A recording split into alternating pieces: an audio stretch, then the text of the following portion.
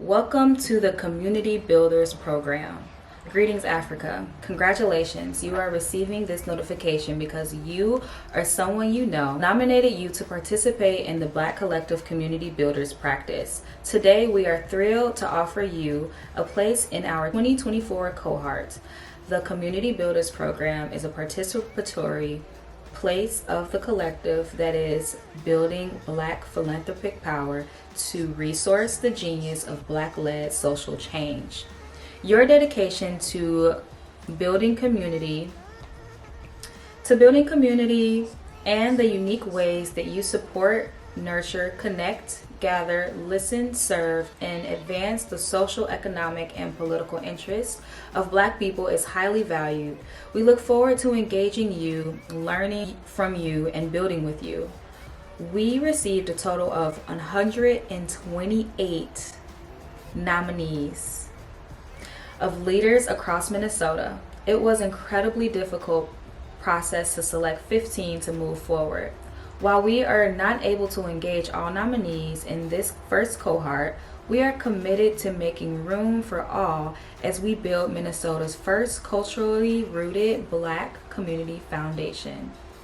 The 15 we did select, which includes you, was done with great intention, taking into consideration the program's core principles, the different methods leaders like to use to build community, and the unique approach each nominee brings to create change.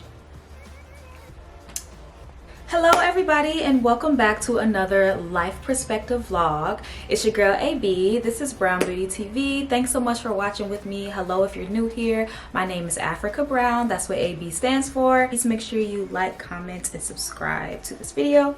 Today we have in the 22-inch Body Wave clip-in extensions.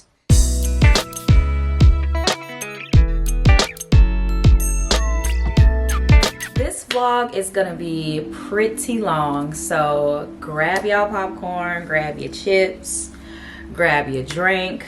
I am drinking water right now because I have so much that I want to catch you guys up on and fill you guys in on, being that we are 9 months into 2024 and almost 4 months out of here. So let's talk. So for the past 8 months I have been collecting things for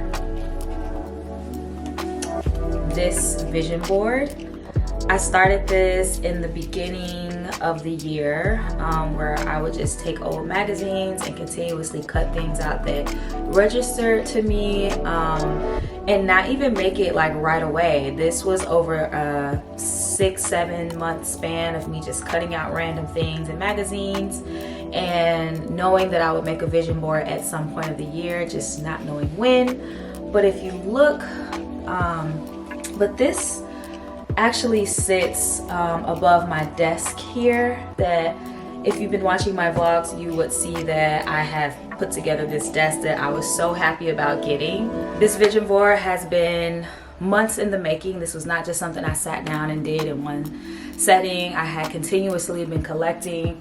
I actually have a few left over in this little pouch I've been keeping it in, because I know I'm gonna be adding to this as time goes on, because we are forever evolving. So I didn't want to just stop at this is gonna be the version of me next year, this is gonna be the version of me in the next 6 months. Like, I knew this would just be a continuation of my ever evolving just self. And if you look closely, I know there's like kind of a glare, but I have tons of words of affirmation on here. I also have pictures of people that I not idolize, but I admire. Like, there is a photo here of a client that I did a couple years ago. She is an entrepreneur and she has a business called the Plant Penthouse, where she's such a plant mom. She's African, she's beautiful, and I loved our conversation. She inspired me every day that she sat in my chair, just the way she lived life, the way she thought about life. Her motives for living life were just so pure and beautiful that like she became a part of my vision board when she randomly became the face of a magazine that was in the salon. So I felt like that was like such a purposeful time for me to see that, and for that particular magazine to come into the place that I work, for me to see that. So she is on my vision. Ooh, she's on my vision board. Here I have, wow, how can I show y'all this without the glare? Here I have a picture of Kelly Rowland, and she's pregnant. And next to it I have motherhood, because obviously I desire to have children and have a family. Not to say that that'll happen next year, but I do aspire to be that one day, which I will get into more. I will elaborate more on that in this vlog. I also have Keke Palmer on here, because Keke Palmer, come on now, how could we not admire Keke Palmer? Like, she is so self-made. She is such an inspiration for, I just feel like, being your true authentic self and living in your truth, and not putting yourself in a box, and just being like multifaceted. Like, she's a multifaceted woman, and I love that. She's a mother, and that was something I never saw for Keke Palmer. But like, I love how even in her time of pregnancy, like, you know, and everyone was so shocked and like thinking this and that about her relationship, like, she never addressed it. She just stayed true. She carried herself with such poise and essence. Love that. I also have, as far as like people, I have these two girls right here, and one is in a wedding gown and the other is in like a bridesmaid gown, and they're both just like happy here. They're both just happy and like kind of like holding each other, taking a picture. And I put this on here because obviously I desire marriage, and I desire just genuine happy friendships, like people that are happy for me, people that want to celebrate my accomplishments, people that want to like celebrate things that I'm doing, celebrate just moments with me and experience and share moments with me. That means a lot. Like, women supporting women. I'm a girl's girl, which I haven't always been. I struggle with sisterhood because my sisters and I are not that close, but this is something that I feel is important in my life moving into my 30s and just in general. A lot of the words I have on here,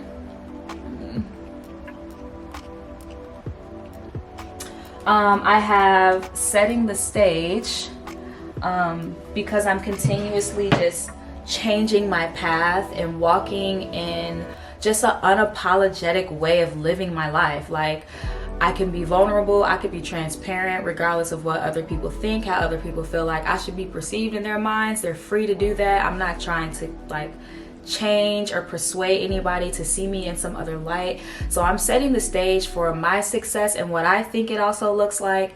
I also have paving the way, I have moving forward, I have starting over, I have a dream come true, the happy playbook.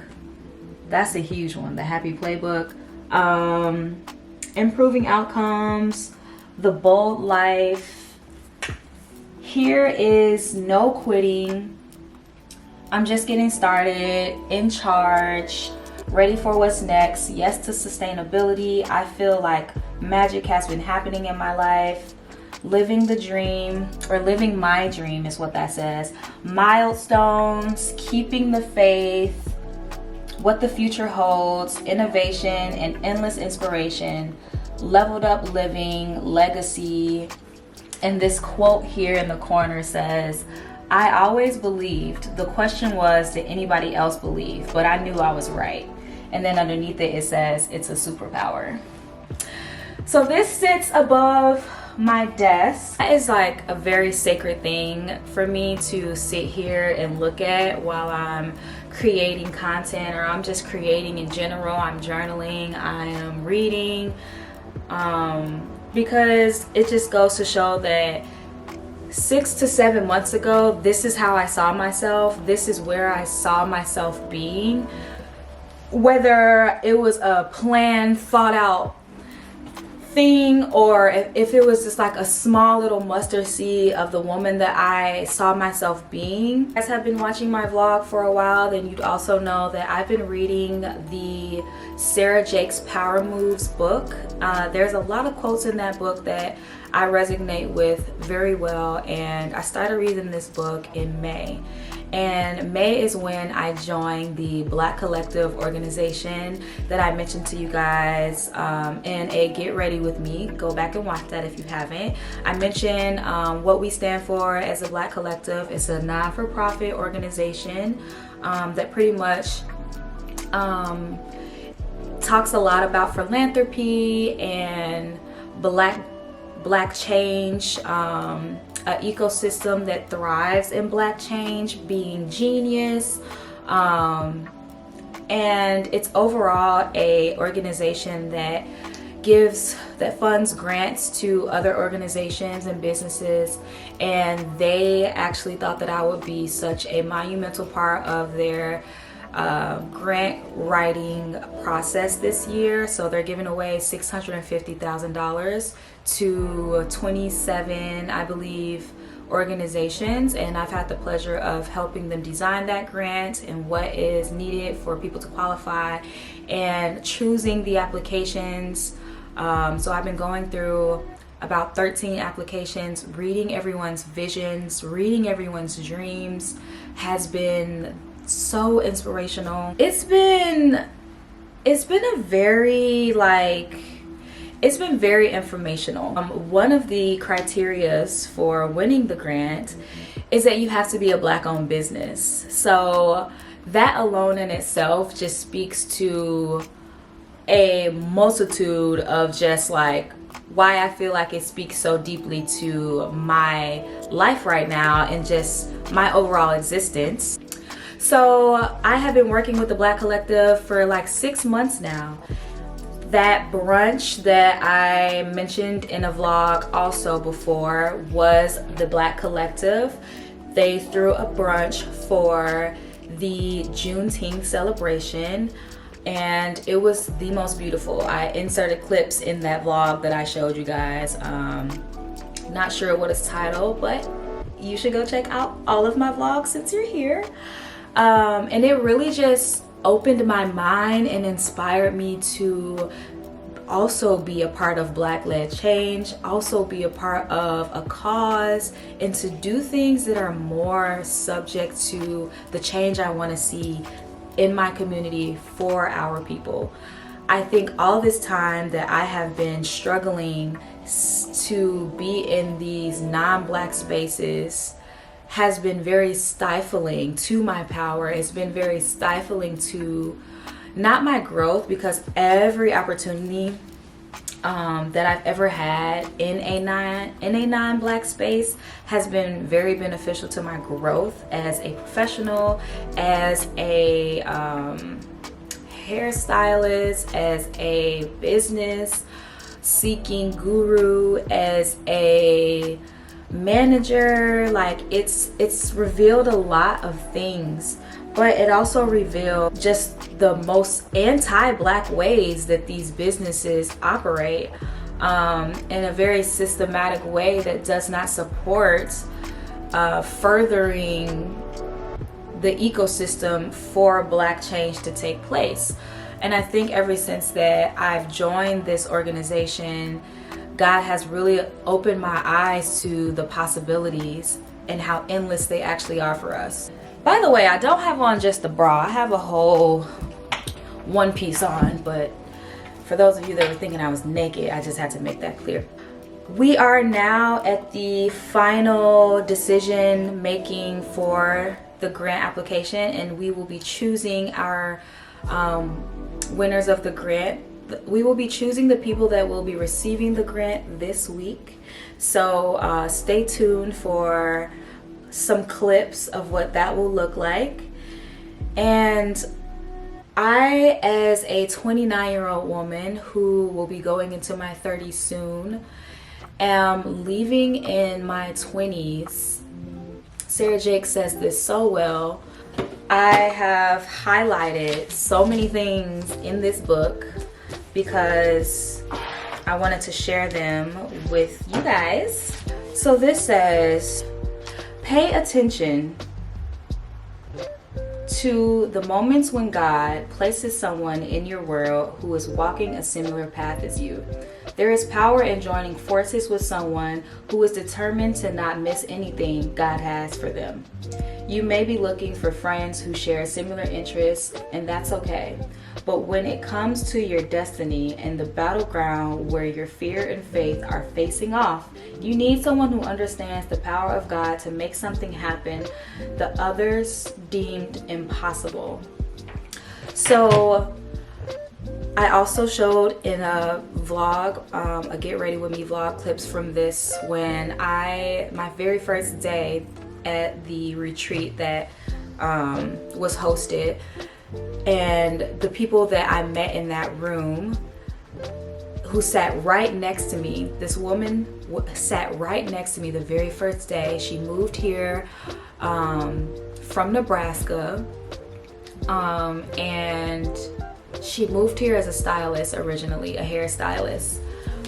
She had a hard time finding how to get her license reciprocated for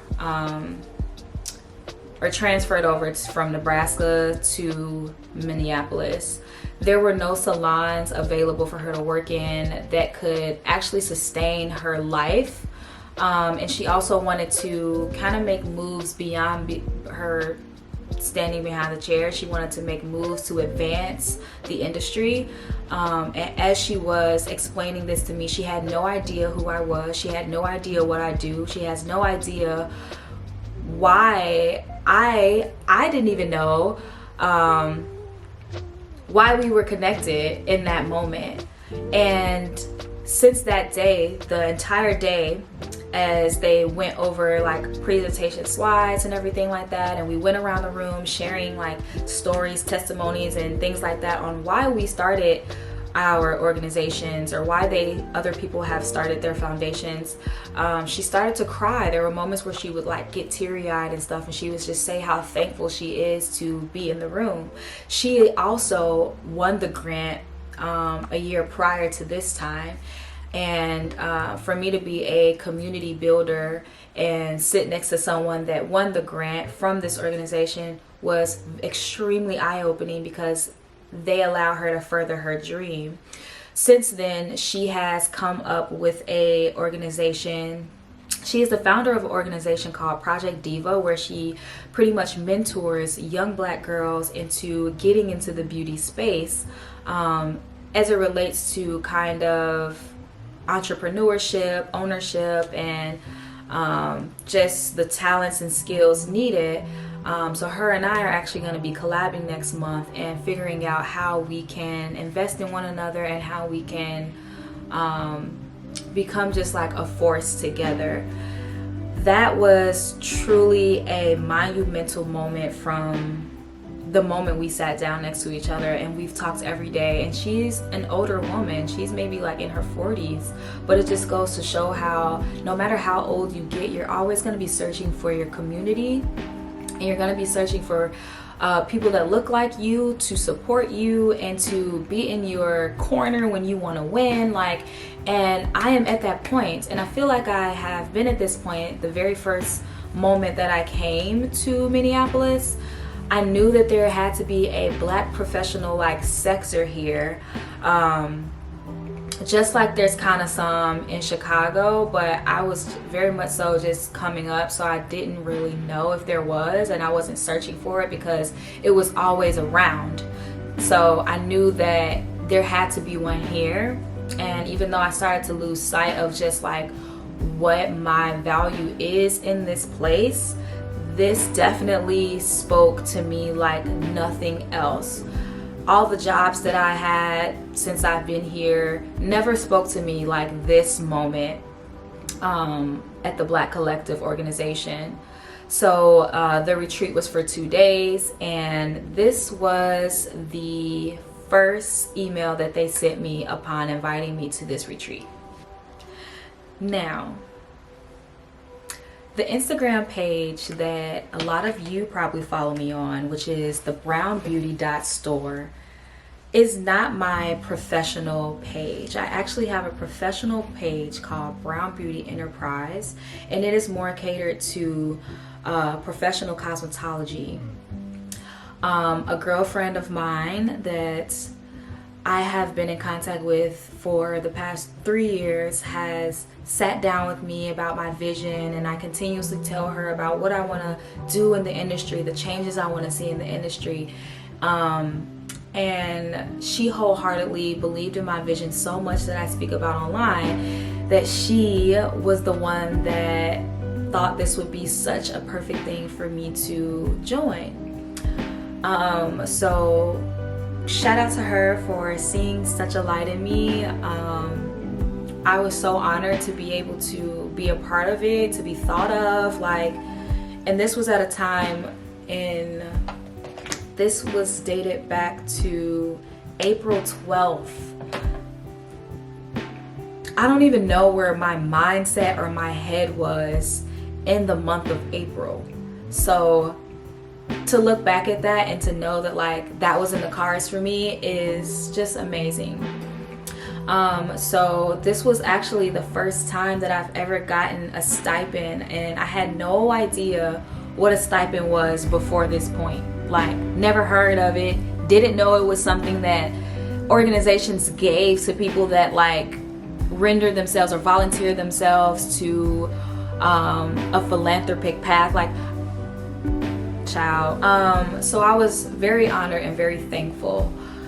Also, within these past 7 months, I actually started a new job in the beginning of the year, which I believe I spoke about in a sit-down video. Don't quote me on that, but if you have not looked at any of my life perspective vlogs, go ahead and click out of this video and go watch that one.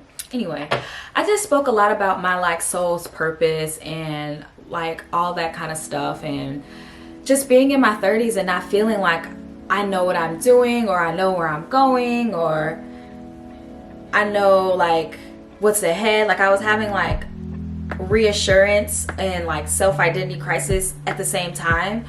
And this is the first time that I have felt so sure of the journey that I'm on. I felt so sure about the time that I am in my life. I am so grateful to have come across such amazing people. Last month, I also was the winner of what's called Trap Karaoke. And Trap Karaoke is pretty much an event that travels around throwing karaoke events. And they just so happened to come to Minneapolis, and I attended, and I actually won the entire event. And this is what they gave me, the Liddy Award.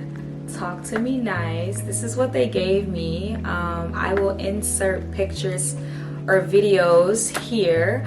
I actually sung a R&B song. It was called My First Love by Avant. If you know, you know. Featured by Kiki Watt. If you know, you know. So I did an R&B song, and then I had to, in the second round, do another song. So I did a rap song that I know very well by Megan Thee Stallion. It's called Megan's Piano. If you know, you know. Which is crazy because I'm not a hardcore Megan Thee Stallion fan. I do love sis, but I don't know every album. I don't know every song on her album. But I chose to do Megan's Piano because she goes 110 grand bars on that song. I play that song on my way to work, my way home, my workouts, and I sung it word for word, bar for bar. And it's not the kind of karaoke where they display the words. You have to know the song, you gotta engage with the crowd. And honestly, I had such a blast doing it. And winning really did speak to just who I am. I'm a winner. I love to compete. I love to win. I love being the best at something. I love being good at something and talented. Like, I love that. But the most important thing that stood out to me was how resilient I was in that moment. Because this same day, I was actually terminated from my job that I started in the beginning of the year. And the reason why I felt so resilient is because I still showed up knowing that my life had just changed prior to me getting on that stage and performing as well as I did and remembering as well as I did. I was very present in the moment. I wasn't thinking about what just happened. Like, I wasn't processing. I was processing it, but it didn't internalize me. Like, it didn't take me into a negative space. And it was that moment where I realized that I could do anything and I'm gonna persevere no matter what. And it took me a long time. So I went the whole night without mentioning it to my partner, Will. I went the whole night without mentioning it to my friends who also attended the event with me. We went out after the event and I got all this praise the moment I stepped off stage, through the crowd as we left, of so many people just applauding me and giving me flowers and saying how good of a job I did and all these things, child. And I was just so grateful. I can honestly see how fame and instant gratification can be very addicting. I could see how people get into that role and eat it up, because I definitely ate it up. But it was so reassuring for me, and no one knew how reassuring for me that actually was, which also spoke volumes. Simply because I was nervous. I was more nervous about the fact that when the moment would go away, when the moment would subside, I still have to deal with me. These people are not going home with me. These people are not, they don't know me. This is a viral moment. It was a viral moment, but in person. There was not much I could take from it and turn it into something else. But had that been the case, it's I would have rode that wave, but I would have been known maybe as someone that performs, or known as someone that maybe can possibly get into the entertainment space. And I think this point in my life, I don't say no to anything. I am very much so in my yes girl era, where if I'm good at something and I can trust myself to show up to do it, then I'm gonna do it, and I'm not a quitter. So even when it gets tough, even when it gets hard, I don't really walk away from things, and sometimes that could be a blessing and a curse. That's just a blessing and a curse, simply because there have been plenty of job opportunities that I felt I should have walked away from, but being that I was so afraid of my circumstances changing, that I allowed these places to belittle me. I allowed them to make me feel very unwelcomed and kind of play me as a circus act. And I am very much over becoming a circus act for the sake of these jobs. And it's been 4 weeks since I've been unemployed, and I documented every step of the way. So I'll be showing you guys how my emotions either fluctuated or did not fluctuate, but I will be revealing a routine and mindset that I have practiced and kept very near and dear to my everyday, so that I don't spiral. And I want to say that sometimes what we call darkness can be development. And I feel like I am very much so in a developmental era, in a developmental space. There is this video that I came across, and they were talking about how the season of September and the fall is a season of transition, and transition that happens, it's a worldly transition. This isn't just like something that happens to just you, but this is like universal, where it is like researched and proven that the back to school affects everyone. And if you think about it, it is a time where kids are going back to school, going away to college, entering the new phase of their schooling at a university or something like that. And in these times, I have also been one of those girls that I'm just super intuitive. Upon this moment, you guys will see in the journey when I post, I knew deep down that this job was not gonna last long for me. And I took very great pride in showing up every day and being empathetic to the people around me, because I wanted to have a soul, because usually I don't. Or in the past, I haven't. I would not have as much of a heart for people being late or people not showing up for work, which I've talked about in another Get Ready With Me before. And just, I would just have a lot of judgmental blocks on someone. And I would look at things in a very race-based lens, which I still do, but it's just a different way, I think, that I look at it. It's a different way that I choose to internalize things now than before. Growing up in a home that was very, that had a lot of hate for non-Black people in spaces, I obviously couldn't totally remove my scope from my mind, but I think I did a very good job at just somewhat trying to blend in.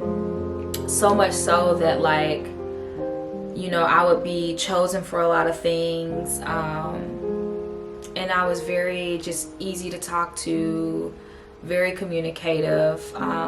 What I got terminated for is completely I can only say that it was a blessing in disguise, because it was a very minute thing that I feel like if it weren't me, then no one would have gotten let go for something like that. So because it was me, and knowing that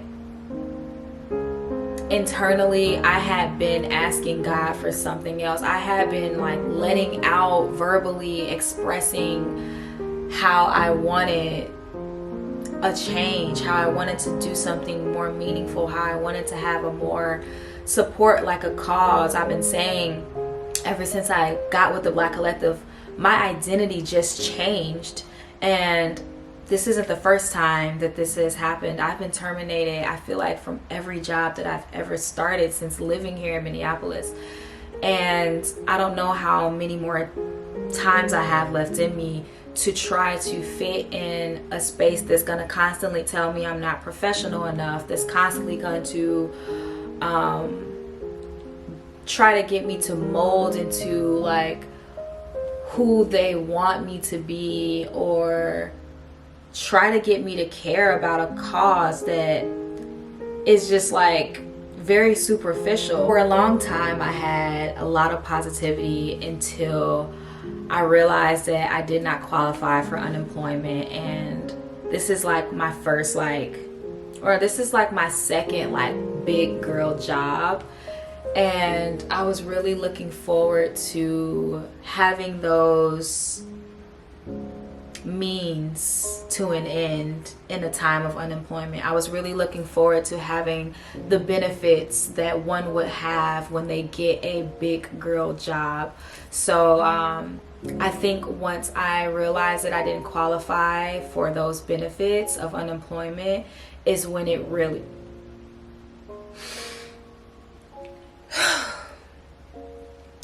that's when it really started to hit me.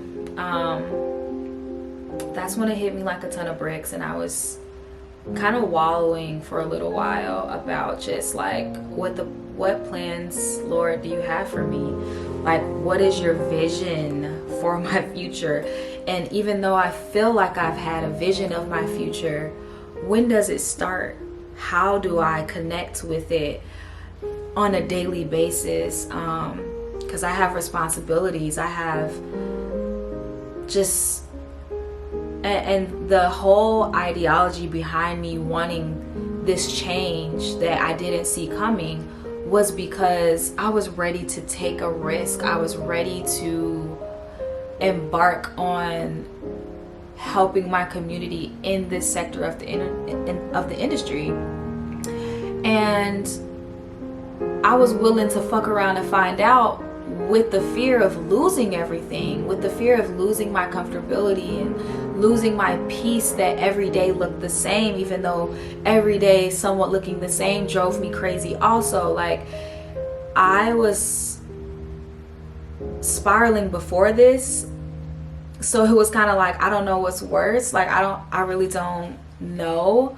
But it took me a long time to process it all. I feel like I'm just now starting to process it, and it's been 4 weeks, so much so that like I just moved on to the next thing because I've been so busy with the organization that I'm so happy that I decided to pour myself into something outside of my job to fulfill me and to pour back into me, because that wouldn't have happened had I not. I can't imagine losing my job and not having something to pour back into me or me pour into afterward. And I think that's why I did not experience immediate grief.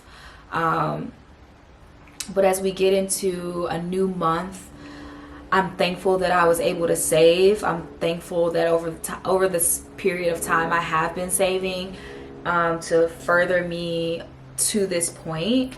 When you put something out on the internet, which I was tweeting how much I like somewhat didn't like my job, which you guys will also see during my little journey, and that will be the algorithm.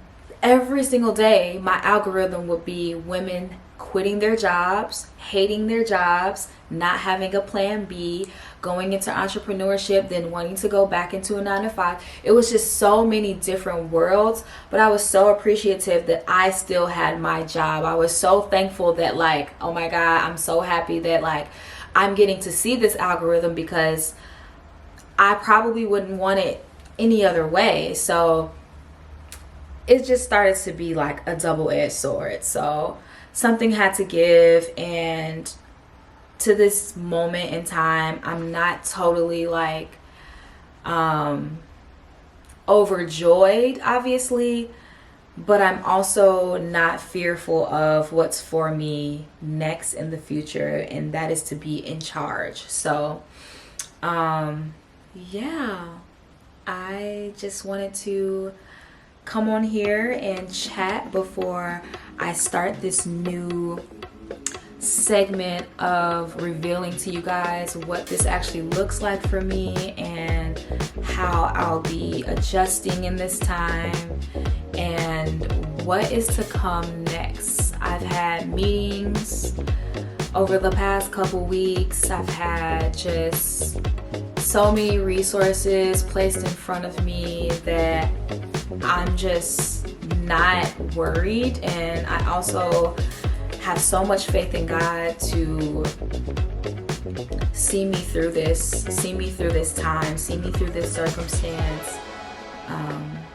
So yeah, I just want to thank all of you for watching, following, subscribing, listening to me, connecting with me. This is a safe space.